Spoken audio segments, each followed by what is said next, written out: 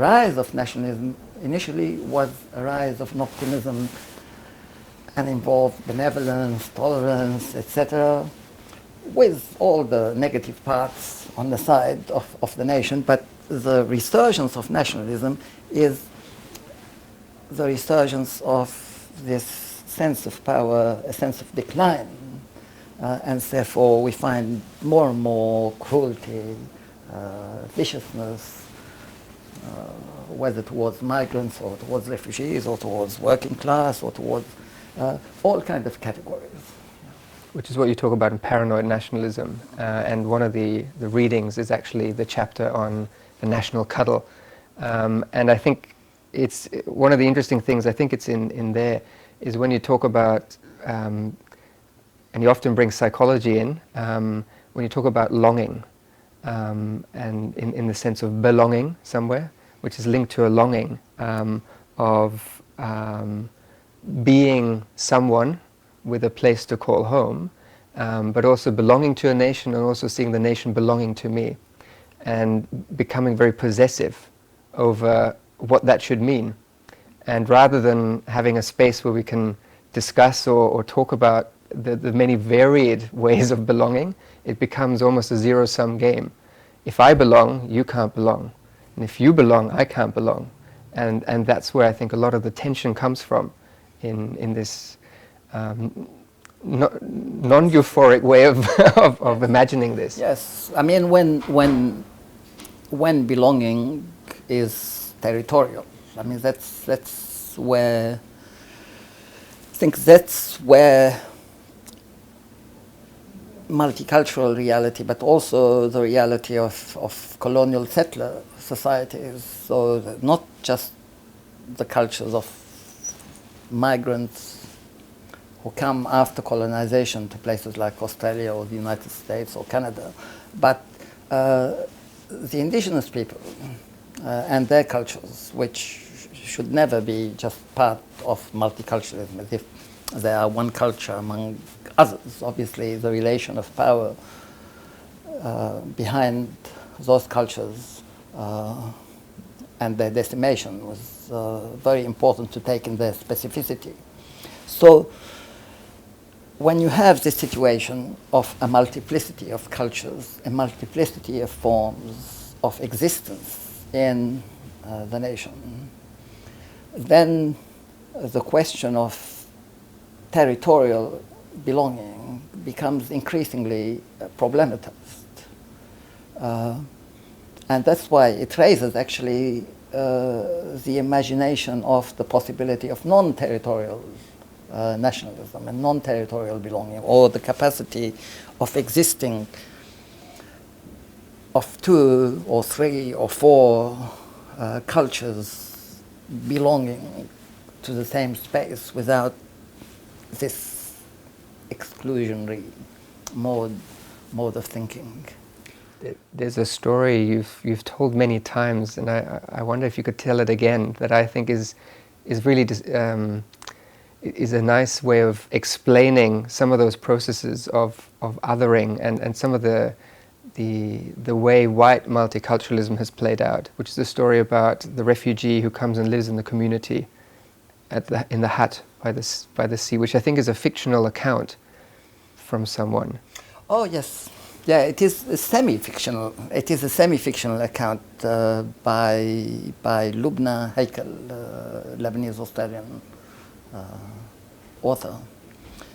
Yeah, it's a lovely story. It's about this very progressive green community up the north coast of New South Wales, and they are committed to be nice, like all these communities. They're nice to everybody, and they want to be very nice to refugees. So much so they decided that they want to be nicer than the normal nice to refugees. And they said, all these people support refugees or support asylum seekers when they are detained, but when these asylum seekers get out of detainment, they forget about them. And so they decided they were supporting this Iraqi asylum seeker, and they got him out of detention, and So they asked him to come and live with them.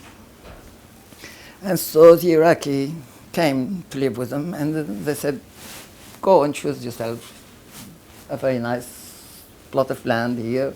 And so the Iraqi looked around and found this beautiful view of the sea, but also found a palm tree, and said, this is where I want to be, because the palm tree reminds me of my home, and I can remember home and enjoy the sea and be part of it. Everybody was happy. He started living until one day at the council, because they are deep green community, somebody said, actually this palm tree is not native.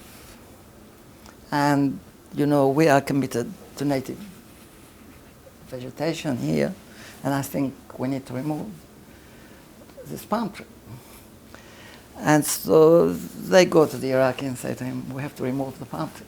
And he says, no way, this palm tree means everything to me, and that's why I'm here. And the story starts suddenly showing how the people start turning on him in a racist way and say, who do you think you are? You know, we've invited you here. We are the ones who gave you this land, etc. And so, yes, the story shows how conditional the integration of a person can be when it is done in this mode, even when it is super nice, when you leave that little bit of power left to the dominant culture, whereby when the crunch comes, and if it annoys them, they will use it. And so in a sense, the aim of any progressive multiculturalism is the removal of this residual power. It's the capacity of just living among each other without power over. So to go beyond tolerance. Go beyond tolerance. To, I think, what you call a politics of negotiation, where be amongst equals rather than... Well, what I call the politics of negotiation, which is here, because negotiation has many meanings, it's very important to differentiate. So negotiation is not like negotiating over the table in a diplomatic way, but negotiating like when you negotiate a river and you are in a canoe.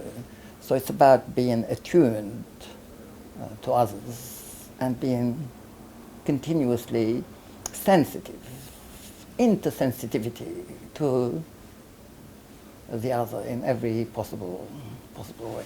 In fact, throughout the episodes, one thing we're looking at is relationships between things, relationships between people and things, and relationships between people.